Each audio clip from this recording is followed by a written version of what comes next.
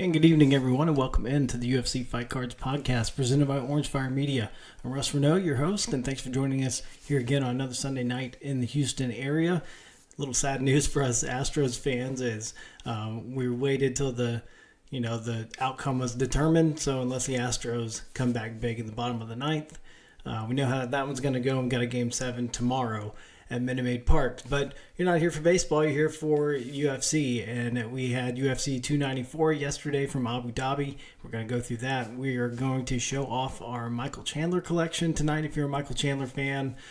Just to show you what cards we have in that one. I think it's pretty solid collection you might be interested in.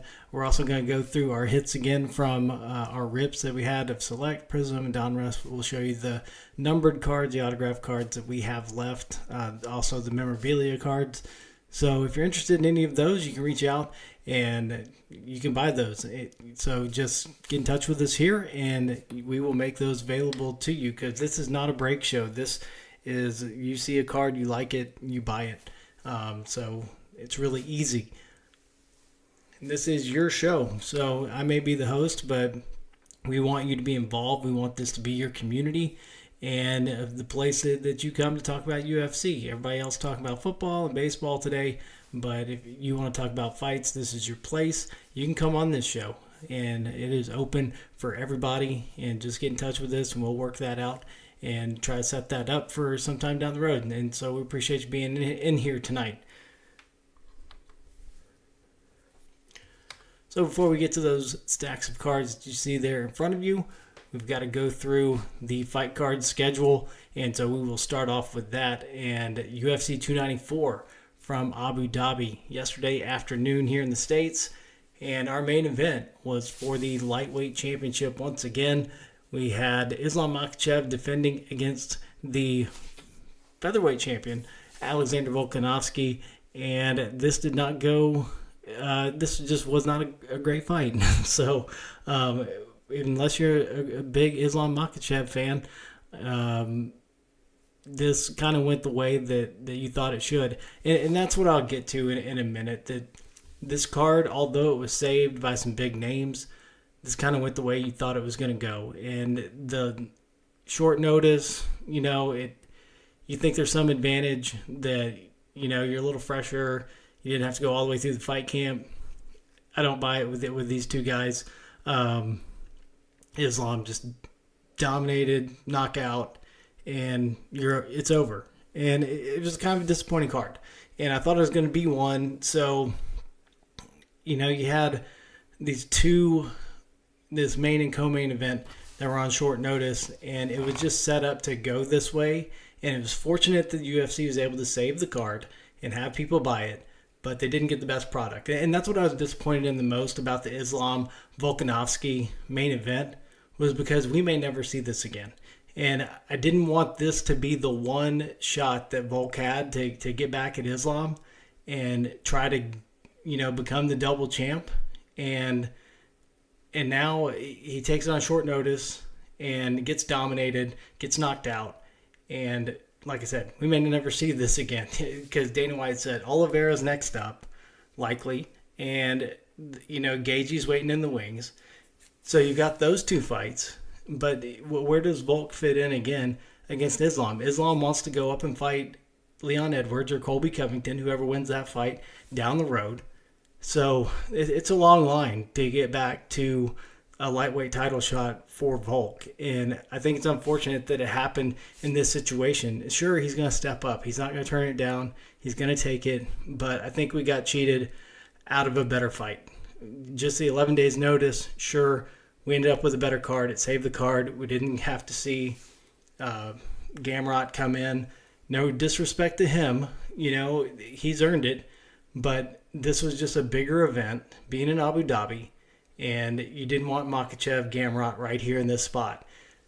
Although it probably would have been a better fight, to be honest. So enough about that. Makhachev is going to be number one pound for pound this week. There's no doubt about that anymore. I just wanted to see a better, fresher Volk coming into this fight. And I knew I wasn't going to see it. And I knew it was going to go this way. just had a really big feeling it was going to go this way. And just Volk just pulled something out that was just a total surprise. Kind of thought that all of the card went the way it was supposed to go.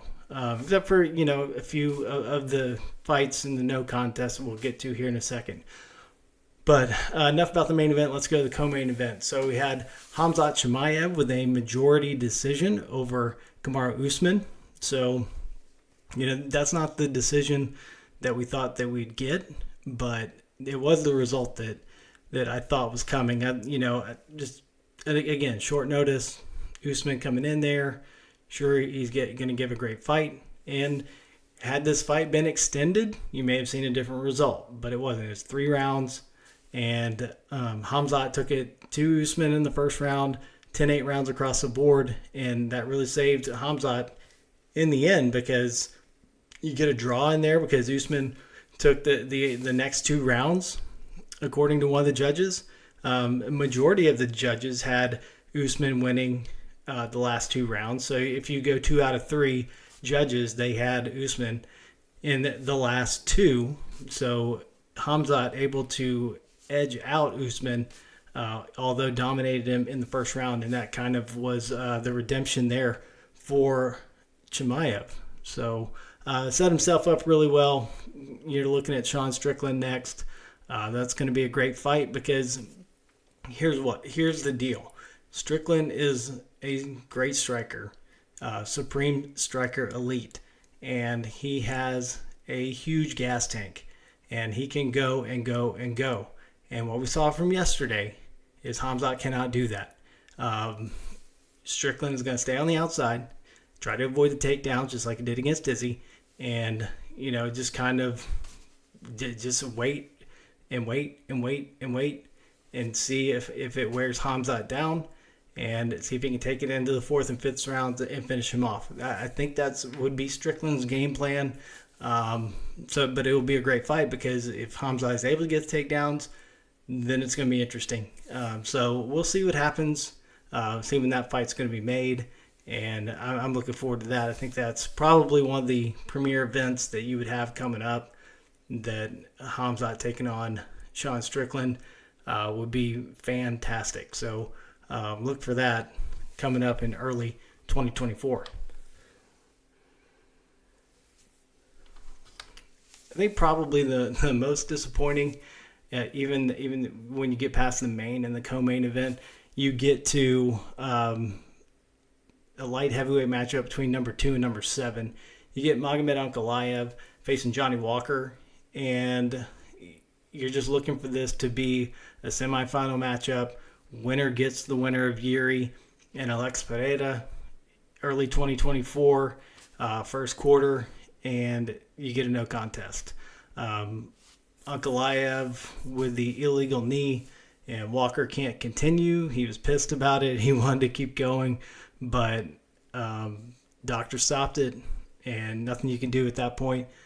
So very disappointing. And Ankalaev has had 2 really disappointing results. Had the draw against Blachowicz that cost him the vacant light heavyweight title last year, and now a no contest here. So who knows what that means? Maybe Ankalaev still gets the winner of Prochazka and Pereira, but who knows? I mean, you could see this going a whole bunch of different ways, and you could see Jamal Hill coming back before then. I don't think that's likely. Achilles injury is pretty serious, so I don't think we'll see Jamal Hill for a while. So I think you just kind of get forced into an Ankalaev matchup. But that has yet to be seen, and we'll see how that plays out. Some other results we'll talk about it. Ikram Aliskerov taking care of Warley Alves. TKO first round.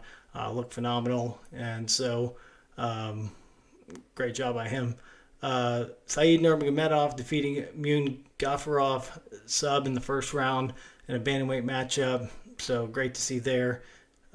Saeed getting back in the win column, and then probably one of the ones that did not surprise me at all, number 11 Muhammad Makhachev defeating number 10 Tim Elliott in the flyweight division with a submission in the 3rd round. Makhachev is just one of the rookies in this 2023 products. in the trading cards that he's been phenomenal, stays undefeated, and just dominated Tim Elliott and looked great doing it. He's just a really exciting fighter. Looking forward to seeing what he continues to do inside the octagon.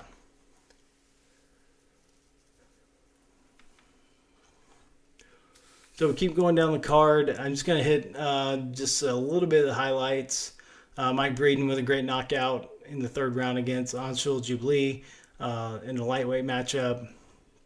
He looked great. And Victoria Dudikova against Jinyu Fry, unanimous decision. Mike Breeden missed weight by a little bit more than Victoria Dudikova did. Dudikova just a little bit over. So you don't know. I mean, a lot of people talk online how much of an advantage that is or isn't. But nonetheless, they fought, and we got results out of it.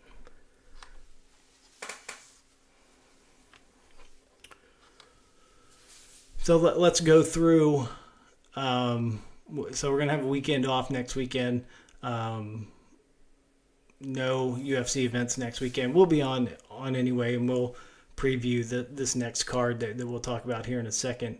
But we didn't get to do the live or the instant recap that we wanted to do. We want to get into doing more instant reactions and coming on as soon as events end. But with yesterday's being in the afternoon, that was going to be difficult to pull off on a Saturday afternoon.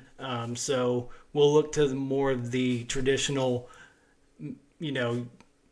main events that happen later in the evening on Saturdays, and that's when we'll try to get the show on, around midnight Central Time, right as the pay-per-view card is wrapping up. As soon as we get that final decision, we'll try to jump on here and give an instant reaction. So I kind of like that format better, and we'll still kind of do our thing with cards later, as we've kind of gotten away from opening the boxes. We'll just go through what we have and talk about the fight, and I think the instant reaction will be a better way to do that.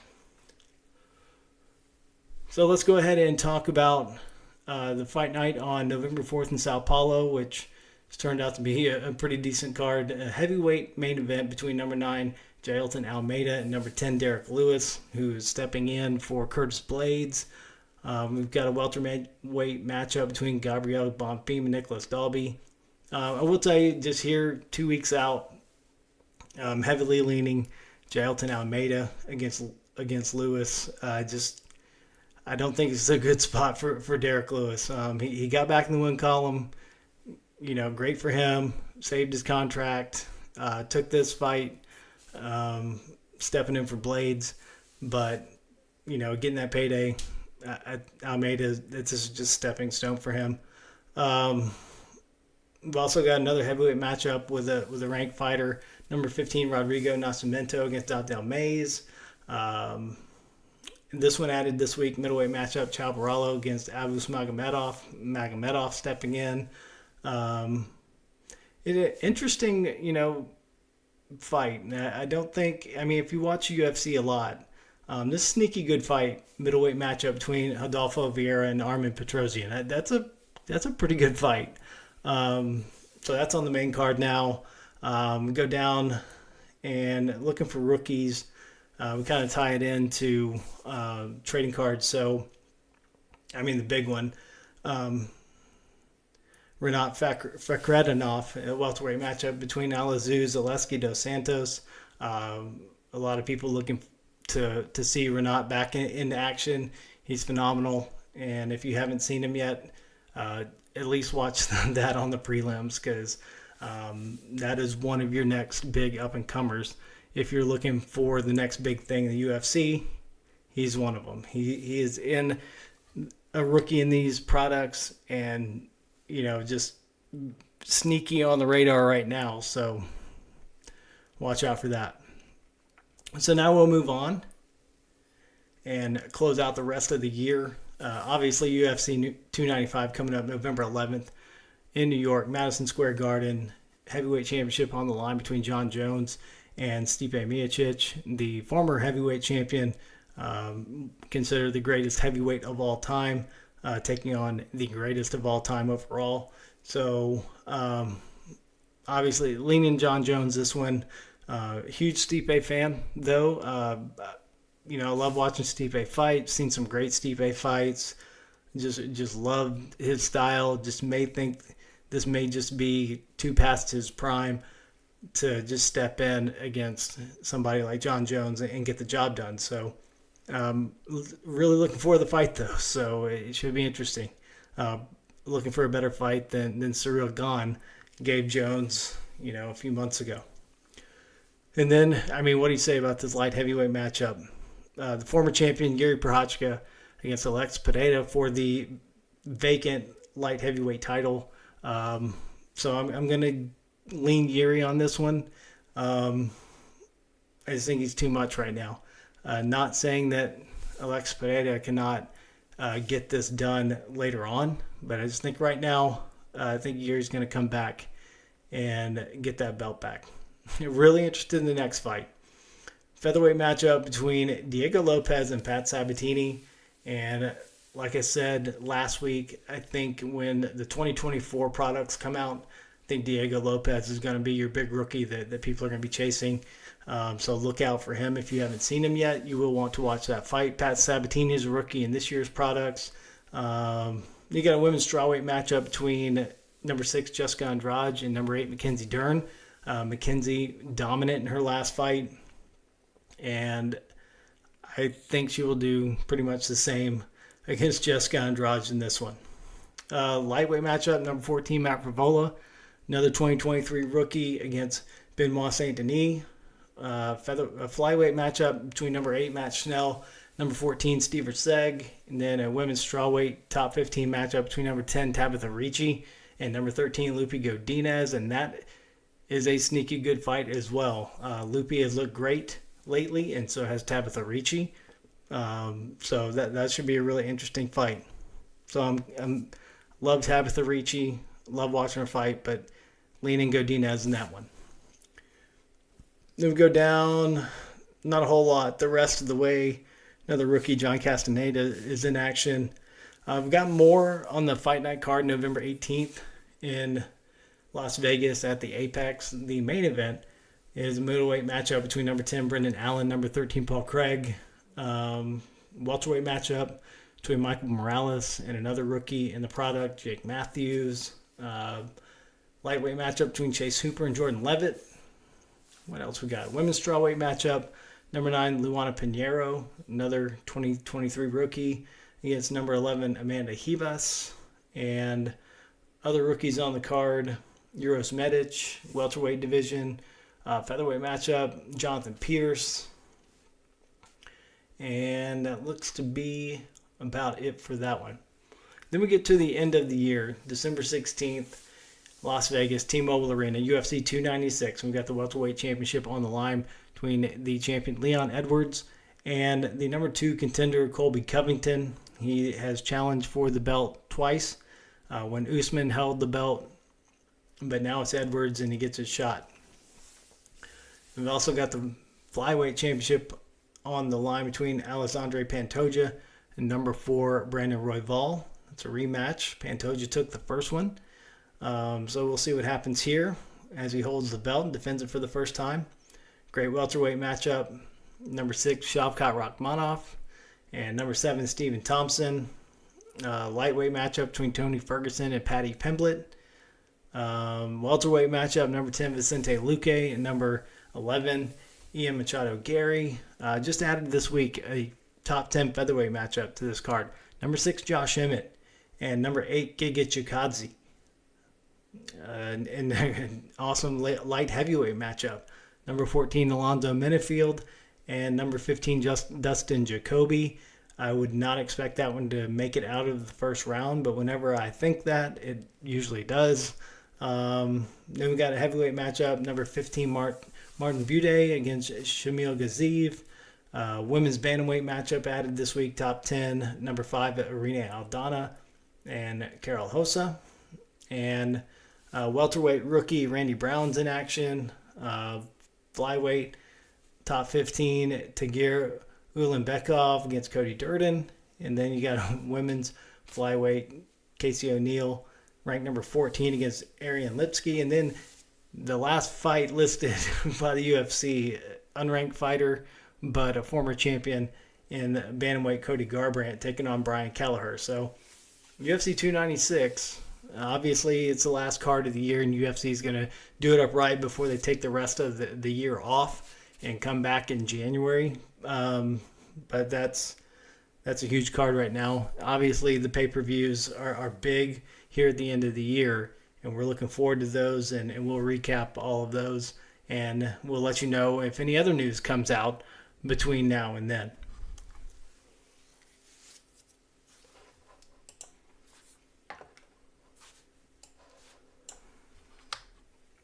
So now is the time of the show where we start talking about cards. And like I said, we're not a break show. We want you to come in and have a chance to get the cards that you want on this show. So you can go to our website, orange-fire.com. You can email me, Russ, at orange-fire.com. Find me on X, at FightCardsRuss, or at Orange Media. Find me on Facebook, my personal page, or the Orange Fire Media page. And also, if you go on eBay, we usually have anywhere from 25 to 40 fighter lots listed. We'll have a numbered card listed, and I'll send some extra stuff with it that you're not expecting. Hopefully you enjoy it. If I haven't, some of the rookies, I don't have extra stuff to send. But if you go to Orange Fire Lots of Lots on eBay, you can find everything that we have listed, and we've got more stuff coming up on the way. And I'll show you some of the things that we haven't listed yet. Last week we looked at the Tom Aspinall collection, and this week we are looking at Michael Chandler. So I will go through that at the end of this portion. But first, we go to our hobby top 5. So this is our weekly segment of our UFC Fight Cards Hobby Top 5. I really debated changing this today, but we're going to keep it the same for one more week. Number 5 is Aaron Blanchfield, top women's rookie in 2023. Really thought about going Makhachev right there, but he may sneak back in there next week. Number 4 is Khamzat Chimaev off the victory last night, solidifying that number 4 spot. Number 3 is the top rookie from last year. That is, of course, Shavkat Rakhmonov. Number 2 is the top rookie from this year. That is, of course, Bo Nickel. And the number 1 position is the bantamweight champion of the world, Sugar Sean O'Malley. Off that victory over Aljamain Sterling, has held that top spot since that week. So there you go. Sean O'Malley, Bo Nickel, Shavkat Rakhmonov, Khamzat Chimaev, and Aaron Blanchfield. And maybe go with a tie with Islam Makhachev there for that number 5 spot. Might see that change next week.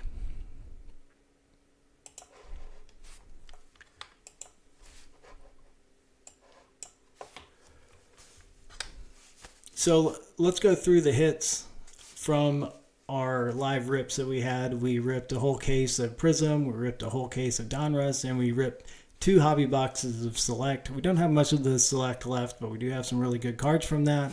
We have a little bit of Donruss left and a lot of Prism, so we just want to show those to you, just what we have, and then we'll get to Michael Chandler.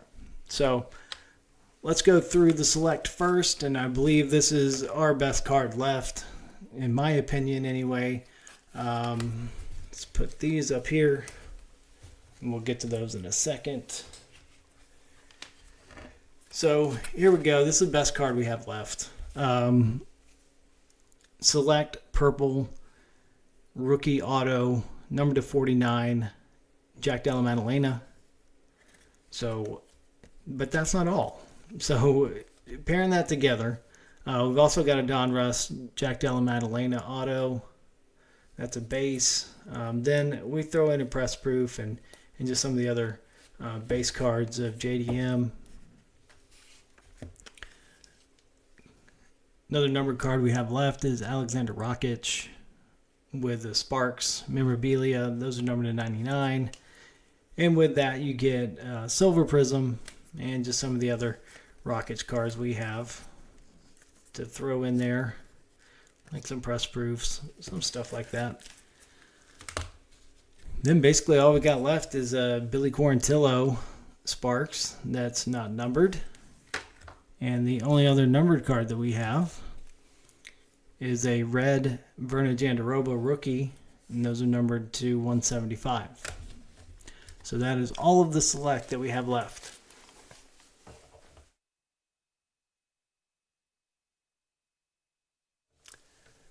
Then we get into the Don Russ that we have left.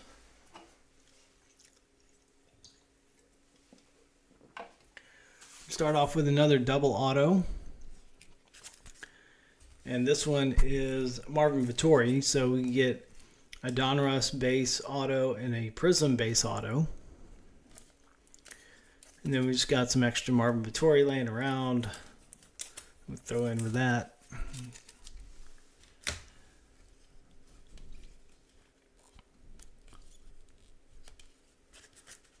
Lowest numbered Don Russ cards we have left. We got two numbered 25, but this one is an auto rookie. Blue Hollow Laser Damon Jackson. Then we've got some other Damon Jackson cards, including a Silver Prism. Got a few Jeff Neals. One being the teal, numbered to 25. Also got a Prism Orange. Those are numbered to 99, but this one we pulled it out of the pack and had some scratches on the surface. Got a blue wave to throw in there.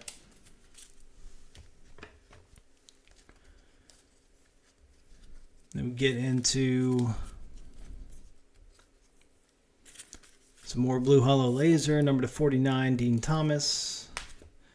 We've got two numbered cards of Jared Cannonier. We've got the blue number to 49, the red 75, some more Jared Cannonier, plus a Ruby Wave from last year, Blue Velocity from last year, and even some 2020.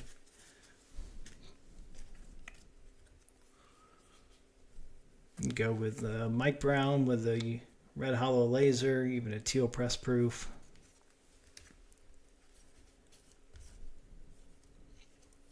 And Volkan Ozdemir, red hollow laser, but also select tricolor, select silver.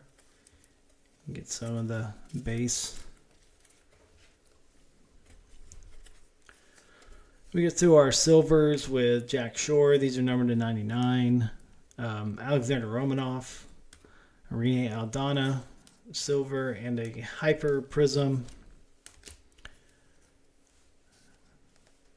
Magomed Ankalaev with Octagon Royalty, the memorabilia. We've also got a rookie Ankalaev, silver. So that is from 2021. Blue Velocity from last year. Some other Ankalaev cards. Michelle Pineda with Octagon Canvas and Octagon Royalty of Rafael dos Anjos, and just a Ruby Wave to throw in there with it.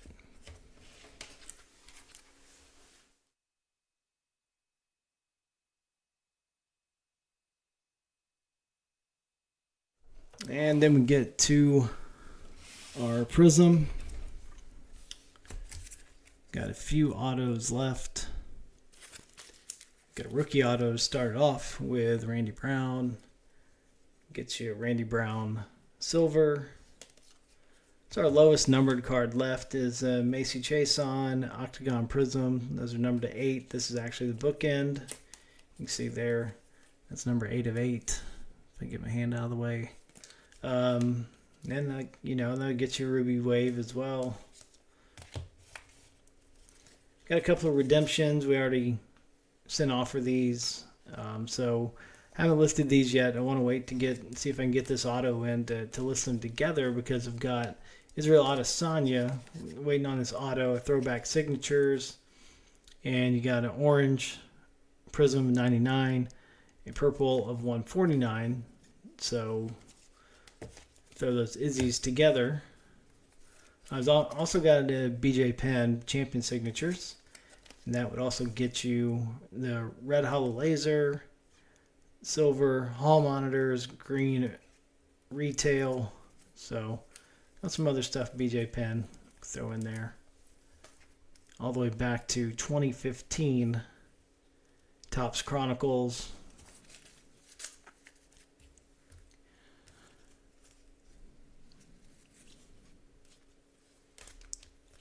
So we've got a Pedro Munoz, an orange and a hyper. Glover Teixeira, orange.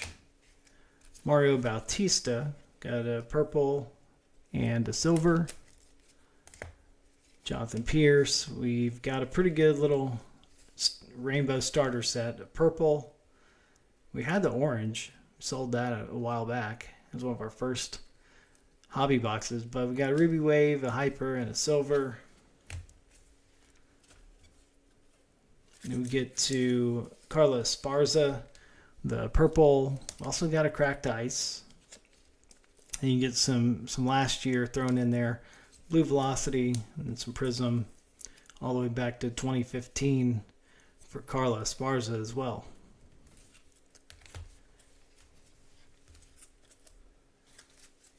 John Jones with a blue. And those are numbered to 175. Select tricolor. Select silver, snapshots, and a base, dominance, silver. You get a Cheeto Vera blue, and a hyper, and also a blue hollow laser. You get Dustin Poirier, the blue, and a purple flood from last year's optic, a silver optic, and then everything we've got left here, all the way back to 2020 and 2015. A blue Yana Kunitskaya, better known as Yana Santos these days. Tisha Torres blue, and Lucas Almeida. Got a few in this one with a blue, a Ruby Wave, and then we've got 3 Lucas Almeida silver prism. You've got Saeed Yakub Kakramanov with the red. Interesting, we pulled these in back-to-back boxes here. We got 2 Frankie Edgar reds and the silver to throw in there. Then you get some Jack Hermanson with a red, a hyper, silver, hyper from last year, and a base from last year. And to finish off our prism, we've got Dominic Reyes. We've also got a tricolor.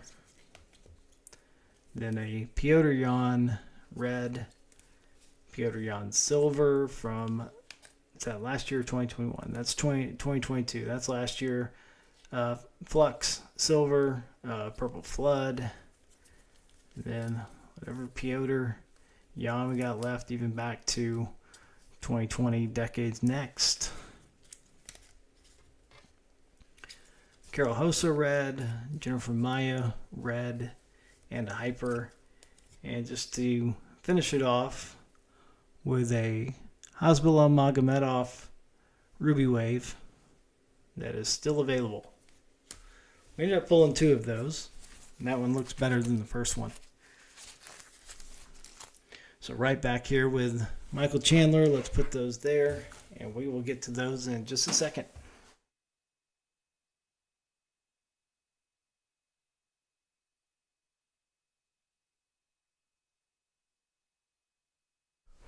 And that's where I would have gone to commercial break, just to make it more suspenseful.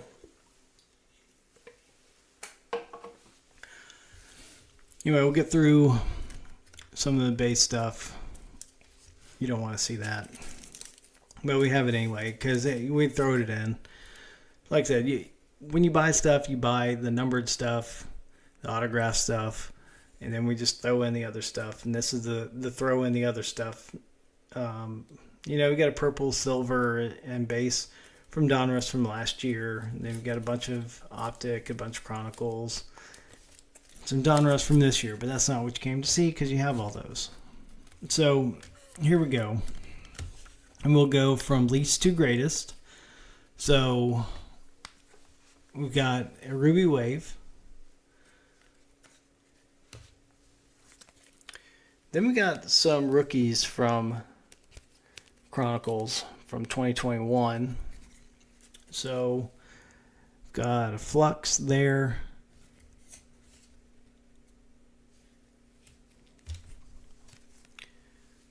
We got the Elite. And we've got the Certified. So those are all 2021 Chronicles. And including the purple score, number 2 of 49. And our first of 2 autographs. So this one was pulled this year. Actually this last year, sorry. Optographs. So this is just a base auto, but it's an auto nonetheless.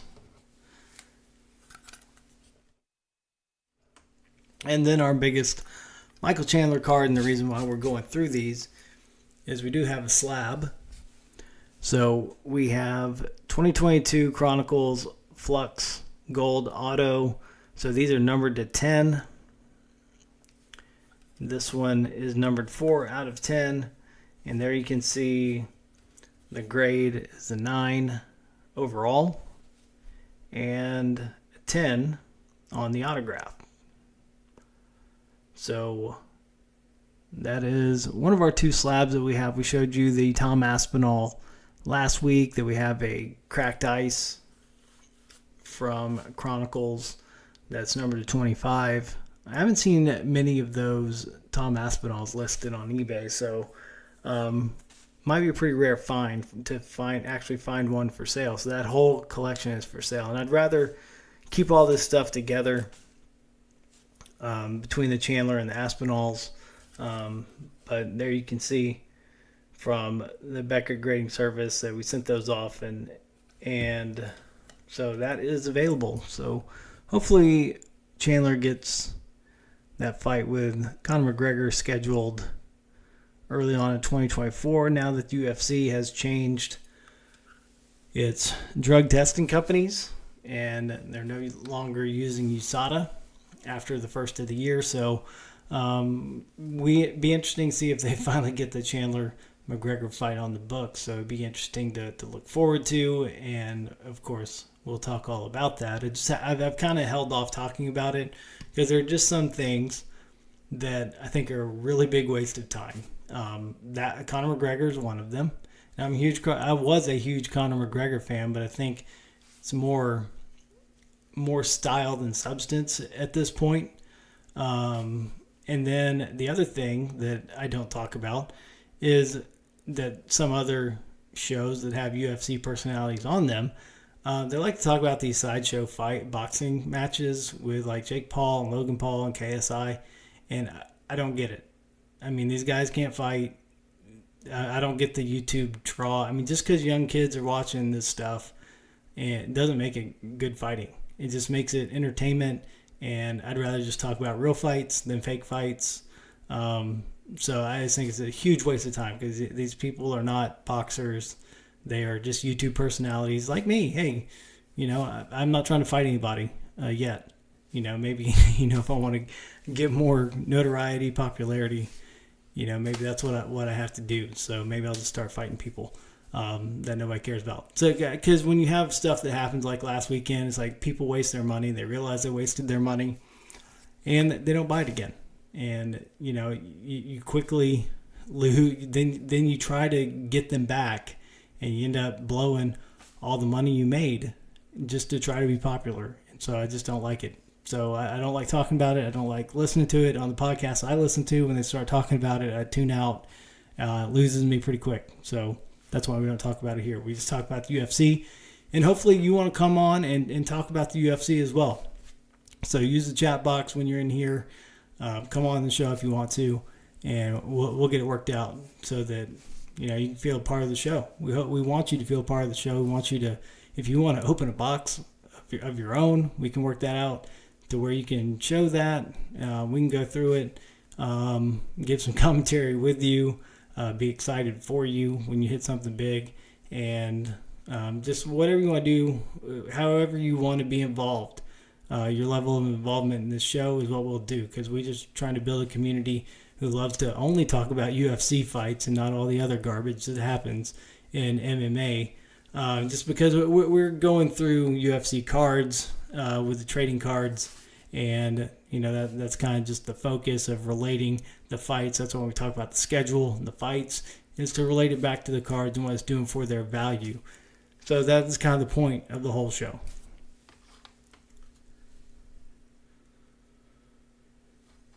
So next week, like I said, we don't have a big card to talk about because UFC will be taking a week off.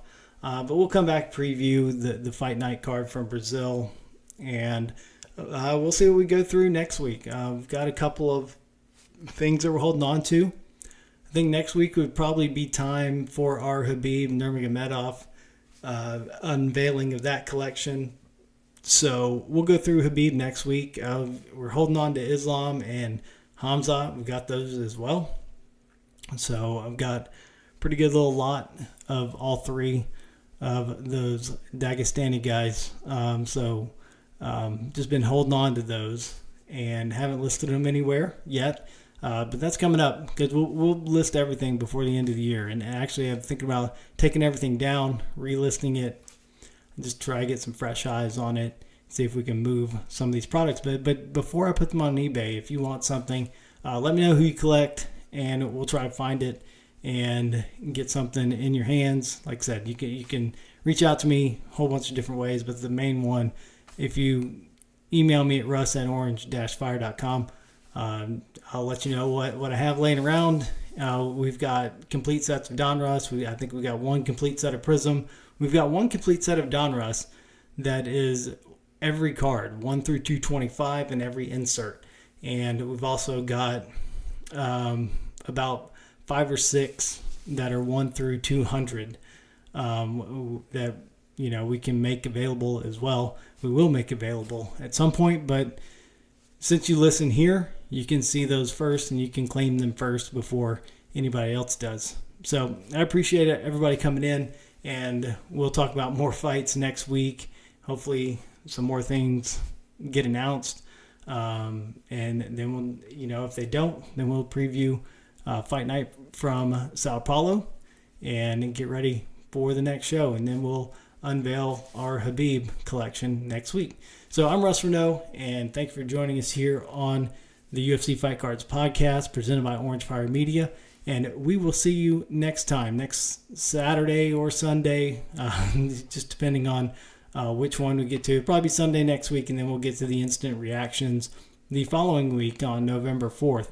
So look for that coming up. That we'll start having instant reactions later on in the evening. Be a little more late night show, kind of like it was tonight. But I appreciate everybody joining us here, starting off your week here. Hope you have a great week and a great rest of your night. And we will see you next week right here on the UFC Fight Cards podcast presented by Orange Fire Media.